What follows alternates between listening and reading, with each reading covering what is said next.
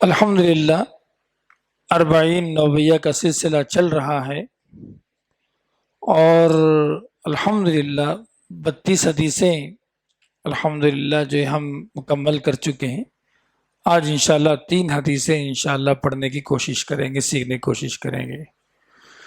آج کی جو پہلی حدیث ہے حضرت عبداللہ بن عباس رضی اللہ تعالیٰ عنہما کی کہ ان رسول اللہ صلی اللہ علیہ وسلم قال، اللہ کے رسول صلی اللہ علیہ وسلم نے ارشاد فرمایا تھا، لو یعطی الناس بدعواہم، اگر لوگوں کو ان کے دعوے کے برابر مطابق فیصلہ سنا دیا جائے تو لوگ کیا کریں گے؟ لوگوں کے مال اور لوگوں کے پیسوں پر دعویٰ ٹھوک دیں گے۔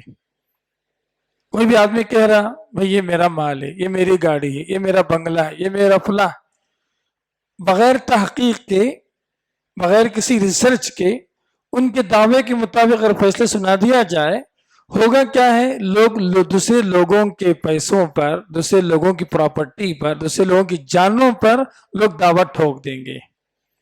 فرمایا اللہ کے رسول صلی اللہ علیہ وسلم نے، وَلَكِنَّ الْبَيِّنَ عَلَى الْمُدَّعِي، جو دعویٰ کر رہا ہے وہ دلیل لے کے آنا، اور جس پر دعویٰ کیا جا رہا ہے اگر وہ انکار کر رہا ہے تو ایسی صورت میں قسم کھانا۔ اس حدیث کی امام بخاری اور مسلم رحمہ اللہ نے نقل فرمائی۔ یہ حدیث دراصل اسلام کے فیصلہ، عدالت، اسلامی عدالت کو بتانے والی یہ حدیث ہے۔ بہت سمپل بات ہے، 2 منٹوں میں اس حدیث کو ہم سمجھ سکتے ہیں۔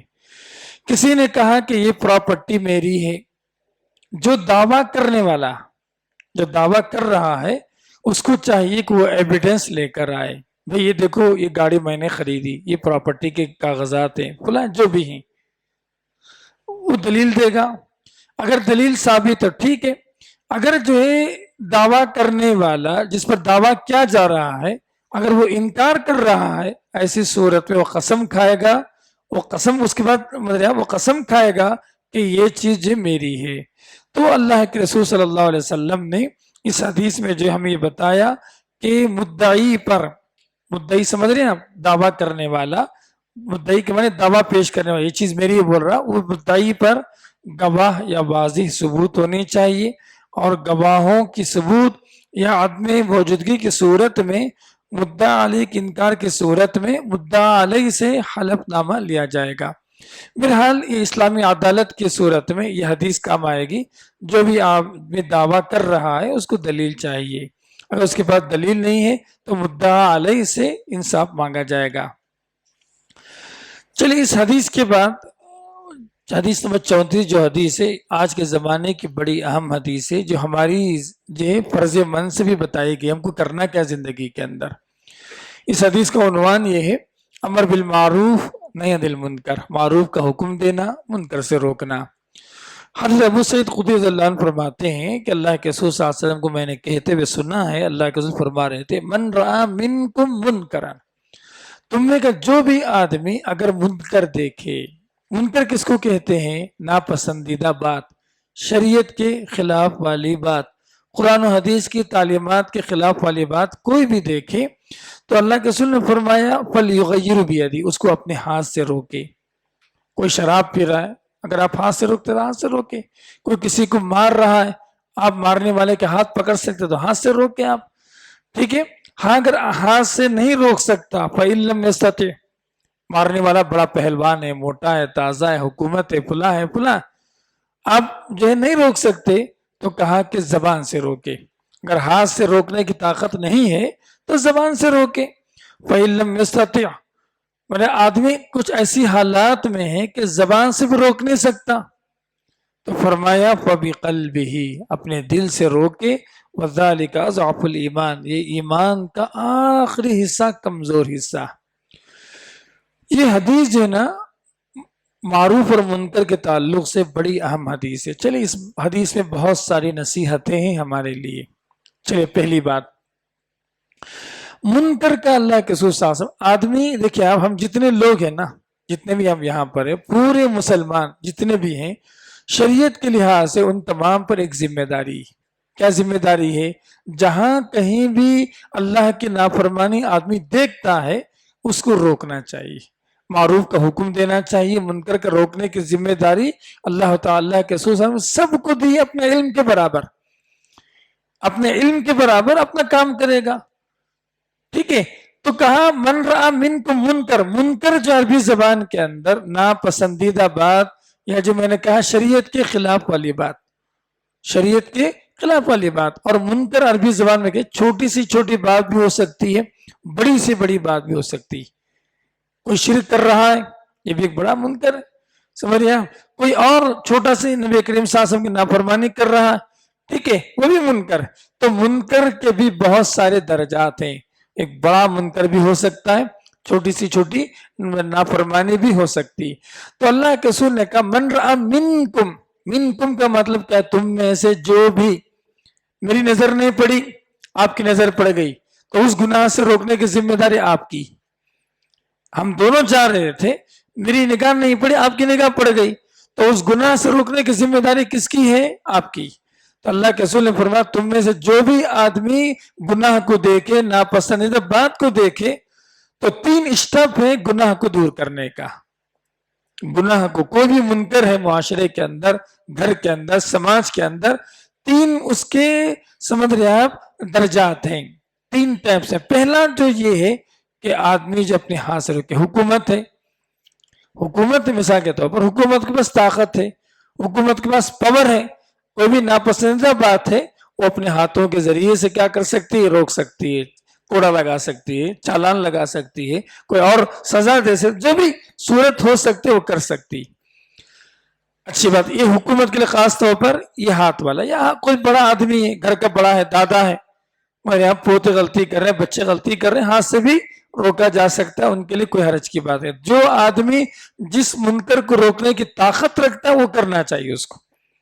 فَإِن لَمْ يَسْتَطِعْ، ایک آدمی ہے مگر ہاتھ سے روک نہیں سکتا، تو اللہ کے رسول نے فرمایا فَبِلِسَانِ، نصیحت کے ذریعے سے، اس گناہ کے نافرمانے کو بتانے کے ذریعے سے اپنے زبان سے روکے گا. یہ جمعہ کا خطبہ ہے، یہ دروس ہیں، یہ تمام کیا ہے؟ سب مگر یہاں یہ اجتماعی طور پر لوگوں کو غلطی سے روکنے کا ذریعہ، معروف کے جو ہے پھیلانے کا ذریعہ. انفرادی طور پر آپ دیکھتے ہیں کسی کو بھائی آپ ایسا کر رہے مت کرو، یہ انفرادی دعوت ہے، تو آپ جو آپ کرتے ہیں. یہ 2 درجات ایمان کا حصہ، زبان سے روکنا، دل سے، زبان سے روکنا، ہاتھ سے روکنا، یہ دونوں ایمان کا اعلیٰ درجہ. ایسی حالت میں آ گئے آپ زبان سے بول نہیں سکتے، ہاتھ سے روک نہیں سکتے. اللہ کے رسول نے فرمایا فَبِقَلْبِ، کم سے کم اس گناہ کو گناہ سمجھے دل سے، یہ غلطی ہو رہی ہے، یہ اچھا نہیں ہو رہا ہے، یہ جو چیز ہو رہی ہے اچھی بات نہیں. اب گناہ کو دل سے آپ جو گناہ سمجھ رہے ہیں، تو اللہ کے رسول نے فرمایا ذَلِكَ أَضْعَفُ الْإِيمَانِ، یہ ایمان کا آخری درجہ میں، لاسٹ بارڈر. شیخ الاسلام ابن تیمیہ رحمہ اللہ نے اس حدیث کی شرح میں ایک بڑی بات بتائی. جو آدمی گناہ کو گناہ نہ سمجھے، کہا کہ اس کے دل میں ایمان نہیں. کوئی غلطی کو غلطی نہ سمجھے، منکر کو منکر نہ سمجھے، نہ ہاتھ سے روک رہا ہے نہ زبان سے روک رہا ہے، تو فرمایا میں شیخ الاسلام ابن تیمیہ رحمہ اللہ نے اس کے دل میں مگر آپ ایمان ہے. کیوں کہا ذالک اضعف الایمان؟ اللہ کے رسول نے کہا کہ ایمان کا کمزور ترین درجہ، اضعف ترین درجہ، کہا کہ کم سے کم اس گناہ کو گناہ سمجھے دل میں. اتنی بڑی بات ہے. آج دیکھیں آپ، میں آپ کو بتاؤں، بڑی دل گردے والی بات ہے. جی کیا ہے وہ؟ یہ کہ آج تمام جو شیطانی وسائل ہیں اسی پہ کام کر رہے ہیں کہ گناہ کی جو ہے نفرت ہمارے دلوں سے نکل جائے.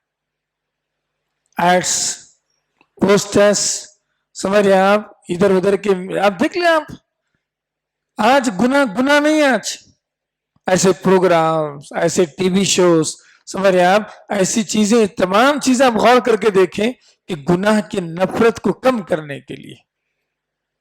جب آدمی کے دل میں گناہ کی نفرت ہی نہ رہے، گناہ کرنا اس کے لیے آسان ہے. گناہ کون نہیں کرتا؟ جس کے دل میں گناہ کے تعلق سے نفرت ہے نا، وہ گناہ نہیں کرے گا. جس کے دل میں گناہ کے تعلق سے نفرت ہی نہیں ہے، گناہ کو گناہ ہی نہیں سمجھ رہا ہے، وہ تو غلطی میں لگے گا، گناہ میں پڑے گا، بڑے بڑے کام کرے گا. حرام کام میں پڑ جائے گا، اس کو کوئی پرواہ نہیں، اس کو ہے ہی نہیں کوئی مسئلہ۔ بڑی اہم حدیث ہے یہ ابو سعید خدری رضی اللہ تعالیٰ عنہ کی کہ تو آپ اس میں ٹیسٹ والا سوال ہے اپنی زندگی کے تعلق سے۔ اگر آپ گناہ کو گناہ نہیں سمجھتے ہیں تو سمجھ جائیے کہ آپ کے پاس ایمان نہیں، کم سے کم دل میں برا جانا، کڑنا آپ دل میں، ارے کیا ہو رہا بھائی یہاں پہ، ایک کڑن محسوس ہونا ہمارے دلوں کے اندر۔ چلیے اس پیاری حدیث کے بعد اللہ کے رسول صلی اللہ علیہ وسلم کی ایک بڑی اہم حدیث ہے جو میں آپ کو جو ہے حدیث نمبر 35 اسلامی معاشرت کے اصول، اس میں اللہ کے رسول صلی اللہ علیہ وسلم نے سماجی ہمارا جو معاشرہ اس کے تعلق سے بڑی اہم نصیحتیں اللہ کے رسول صلی اللہ علیہ وسلم نے بیان فرمائی ہیں۔ حدیث کے راوی حضرت ابو ہریرہ رضی اللہ تعالیٰ عنہ، اللہ کے رسول صلی اللہ علیہ وسلم نے فرمایا لا تحاسدوا، تم آپس میں حسد نہ کرو، جلنا نہیں۔ حسد کیا ہے یہ؟ اللہ تعالیٰ نے جو دوسروں کو نعمت دی ہے نا، اس نعمت کے زوال کی تمنا کرنا، وہ ختم ہو جائے، اس کو ہم جلنا کہتے ہیں۔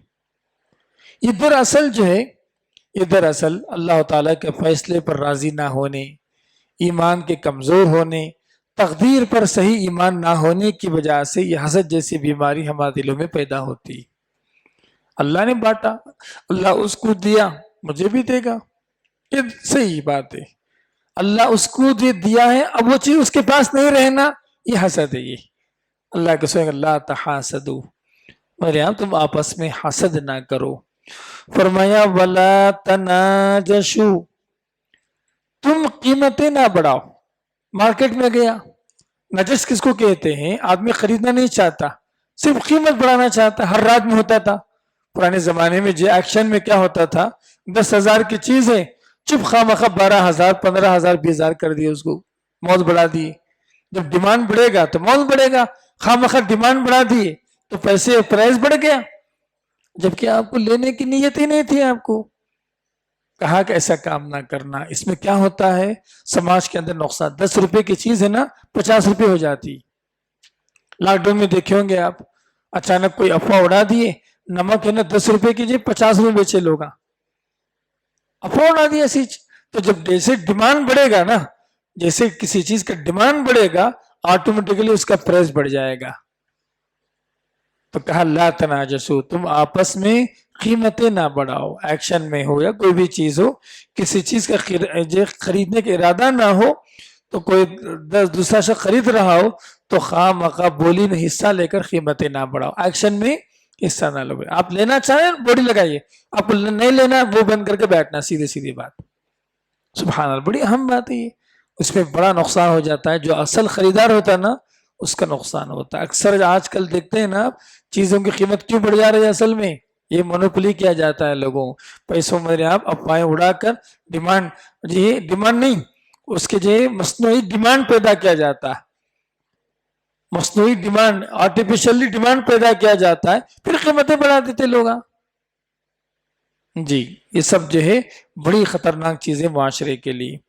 اس کے بعد اللہ کے رسول نے فرمایا وَلَا تَبَاغَضُوا، آپس میں بغض نہیں رکھنا، کینہ کپٹ نہیں رکھنا، اس کے بارے میں برائیاں اپنے دل میں نہیں پالنا، یہ بہت خطرناک چیز ہے۔ یہ میرے آپ ہمارے اخلاق کو، ہمارے دین کو، ہماری صحت کو، ہمارے مینٹل ایبیلٹی کو اگر کوئی چیز خراب کرنے والی ہے، برباد کرنے والی ہے، وہ یہی بغض رکھنا دوسروں کے لیے۔ انہوں ویسا کرے میں چھوڑوں گا نہیں، اب بدلے کے طاق میں رہ رہا، انتقام کے طاق میں رہ رہا، انتقام لینا چاہ رہا، یہیں سے خرابیاں زندگی میں پیدا ہوتی۔ اس کے بعد اللہ کے رسول نے فرمایا وَلَا تَدَابَرُوا، اللہ کے رسول نے کہا کہ ایک دوسرے سے منہ نہ موڑو، نفرت کی وہ انتہا ہمارے دلوں میں نہ آ جائے، ہم ایک کا چہرہ دیکھ کے جو منہ موڑ لیں، ہمارا وہ چہرہ دیکھ کے وہ منہ موڑ لیں۔ وَلَا تَدَابَرُوا، تم ایک دوسرے کے ساتھ منہ نہ موڑو۔ سبحان اللہ، بڑی اہم حدیث ہے۔ سماجی زندگی کے اندر میل ملاپ کے ساتھ، محبت کے ساتھ رہنا ہے ہم کو، دل ملے نہ ملے ہاتھ ملائے رکھ، یہ نیا شہر ہے، کچھ دوست بنائے رکھ۔ تو ایسی صورت ہے بھائی کسی سے ہم لگے نہ لگے، کیوں نفرتیں کر کے سمجھے آپ چہرہ پلٹا کے جائیں؟ کہا اللہ ولا تدابروا، تم آپس میں میرا منہ نہ موڑو۔ اس کے بعد اللہ کے رسول نے فرمایا ولا یبیع بعضکم علی بیع بعض، کسی کی تجھے خریدی پر اپنی خریدی نہ کرو۔ آپ دو آدمی دکان پہ گئے، یا ایک آدمی پہلے سے دکان میں خرید رہا تھا، موبائل خریدنا چاہتا، آپ جا کر کیا کرے، اپنی بولی لگا دی۔ وہ 11,000 میں بات کر رہا تھا، آپ جب 10,500 میں دیتا مجھے دے دو۔ نہیں، کوئی آدمی خریداری کر رہا ہے، آپ جا کے زبان میں کیا نہیں کرنا، بولی نہیں لگانا، وہاں پر انتظار کریں، وہ چاہے تو لے چاہے تو نہ لیں، اس کے بعد جا کر آپ بولی لگا لیں۔ کوئی آدمی خریداری اپنے بھائی کی خریداری پر اپنی خریداری نہ کریں، یہ بڑی اہم بات ہے۔ یہ اللہ کے رسول صلی اللہ علیہ وسلم نے خاص طور پر ہمیں، ہوتا کیا ہے ایسا بے وجہ جو ہے بولی پر بولی لگائے جائے، چیزوں کے پیسے بڑھ جاتے ہیں، جی ہوتا ہے ایسے۔ اس کے بعد اللہ کے رسول نے فرمایا کونوا عباد اللہ اخوانا، سب آپس میں بھائی بھائی بن جاؤ۔ ہماری سماج کی، اسلام کی خوبی کیا، مسلمان ہے سب آپس میں بھائی بھائی کی طرح رہنا، جی۔ یہ المسلم اخو المسلم، ایک مسلمان دوسرے مسلمان کا بھائی ہوتا ہے، لا یظلم ہو، اس پر ظلم نہ کرے، ولا یخذل ہو، اس کو ذلیل نہ کرے، ولا یحقر ہو، اس کو حقیر نہ سمجھے۔ التقوی ہا ہونا، کہا کہ اللہ کا ڈر جو تقوی ہے نا یہاں ہوتا ہے۔ وَيُشِيرُ إِلَىٰ صَدْرِهِ، نبی کریم صلی اللہ علیہ وسلم اپنے سینے کی طرف اشارہ فرما رہے تھے، 3 مرتبہ کہا۔ آخر میں فرمایا بحسب امرئ من الشر، کسی آدمی کے برا ہونے کے لیے کافی ہے ان یحقر اخاہ المسلم، کہ دوسرے مسلمان کو حقیر سمجھے۔ میں اگر کسی کے کپڑے کو دیکھ کر، کسی کے جو ہے چہرے مہرے کو دیکھ کر، کسی کے پیسوں کے اسٹیٹس کو دیکھ کر، اس کے گھر کے سامان کو دیکھ کر، یا اور کسی چیز کو دیکھ کر میرے اس مسلمان کو حقیر سمجھتا ہوں میں، اللہ کے رسول نے فرمایا ایک آدمی کے گنہگار ہونے کے لیے کافی۔ گنہگار آدمی کیا کرتا معلوم، دوسرے مسلمان کو حقیر سمجھتا، کسی بنیاد سے ہو۔ سچا پکا مسلمان کبھی جو ہے کسی دوسری بنیادوں پر جو ہے حقیر نہیں سمجھتا دوسرے مسلمانوں کو۔ اس کے بعد فرمایا کل المسلم علی المسلم حرام، کہا کہ ایک مسلمان کا خون دوسرے مسلمان کے پر حرام ہے، دم ہو، اس کا خون حرام ہے، اس کا مال حرام ہے، اس کی عزت حرام ہے۔ اس حدیث کی امام مسلم رحمہ اللہ نے نقل فرمائی۔ یہ تو بڑی اہم حدیثیں، سبحان اللہ، کتنی باتیں نبی کریم صلی اللہ علیہ وسلم نے سماجی زندگی کے لیے بیان فرمائی۔ چلیے گنتے ہیں، سماج میں، جس سماج میں ہم رہ رہے ہیں، مسلمان ہونے کے ناطے اللہ کے رسول صلی اللہ علیہ وسلم نے کتنی باتیں اللہ کے رسول نے بیان فرمائی۔ نمبر 1 حسد نہیں کرنا، نمبر 2 قیمتیں نہیں بڑھانا، نمبر 3 آپس میں بغض نہیں رکھنا، نمبر 4 جو ہے ایک دوسرے سے منہ نہیں موڑنا، نمبر 5 بھائی بھائی بن کے رہنا، نمبر 6 کسی مسلمان پر ظلم نہیں کرنا، نمبر 7 کسی مسلمان کو ذلیل نہیں کرنا، رسوا نہیں کرنا، نمبر جو ہے 8 کیا فرمایا کسی مسلمان کو حقیر نہیں سمجھنا، اور نمبر 9 کسی مسلمان کے لیے اپنے دلوں کے اندر حقارت نہیں رکھنا، نمبر جو ہے 10 کسی مسلمان کے خون کو جو جائز نہیں سمجھنا، 11واں کسی مسلمان کا مال چھیننا نہیں، اور جو 13واں کہ اللہ کے رسول نے فرمایا کسی مسلمان کی عزت پہ حملہ نہیں کرنا۔ یہ 13 اخلاق ہیں ہمارے پاس ہیں، کبھی جائزہ لیے بیٹھ کر احتساب کیا اپنا؟ ہم بااخلاق بننا چاہتے ہیں، ہم ایک بہترین انسان بننا چاہتے ہیں، ایک بہترین ناگرک بننا چاہتے ہیں، سٹیزن بننا چاہتے ہیں، خود پر ورک آؤٹ کرنے کی ضرورت ہوتی، خود پہ ورک آؤٹ کریں۔ آج ہمارا اسلام کمزور کیوں ہے؟ آج ہمارا اسلام اور مسلمان یہ ہمارا ایمان کمزور کیوں ہے؟ کیونکہ ہم خود پر کبھی ورک آؤٹ نہیں کرتے۔ ہم نے کبھی جائزہ لیا نہیں، میں حسد کرتا ہوں نہیں کرتا ہوں، میرے اندر کے جو اخلاق ہیں وہ دوسروں کے لیے تکلیف دہ ہے یا نہیں ہے، کبھی ہم اپنے خود پر ورک آؤٹ نہیں کرتے۔ سبحان اللہ، اس حدیث کے اندر اللہ کے رسول صلی اللہ علیہ وسلم نے 13 اہم باتیں جو ہماری سماج کے لیے ضروری ہیں، اللہ کے رسول صلی اللہ علیہ وسلم ہمارے سامنے رکھا۔ 13 اخلاق کی ضرورت ہے سماجی زندگی میں۔ ایسا بھی سمجھیں آپ، ایک سماجی زندگی کے بہتر بنانے کے لیے نبی کریم صلی اللہ علیہ وسلم نے 13 اخلاق ہمارے سامنے رکھا ہے. اس کے بغیر اچھا سماجی زندگی نہیں گزار سکتے. آپ دیکھ لیں، آپ لڑائی جھگڑا ہو رہا، انتقام ہو رہا، میرے یہاں سامان توڑ پھوڑ کر رہے ہیں، میرے یہاں کسی پر حملہ ہو رہا، فلاں ہو رہا. آپ غور کر کے دیکھیں، یہ 13 باتوں میں سے 8 باتیں اس کی زندگی میں نہیں ہوں گی. جو سماج حسد کرتا ہو، جو سماج بغض رکھتا ہو، جو سماج دوسروں کو حقیر جانتا ہو، جو سماج دوسروں پہ ظلم کرتا ہو، جو سماج دوسروں کو ذلیل کرتا ہو، جو سماج کے اندر یہ کانسیپٹ ہو کہ اس کا مال، اس کی عزت اور اس کے پیسے حلال ہیں، وہاں پہ کیا ہوگا؟ دہشت گرد پیدا ہوں گے، وہاں پر الگ الگ قسم کے فتنے اور فساد پیدا ہوں گے، سکون، راحت، امن، چین، یہ ساری چیزیں غائب ہو جائیں گی.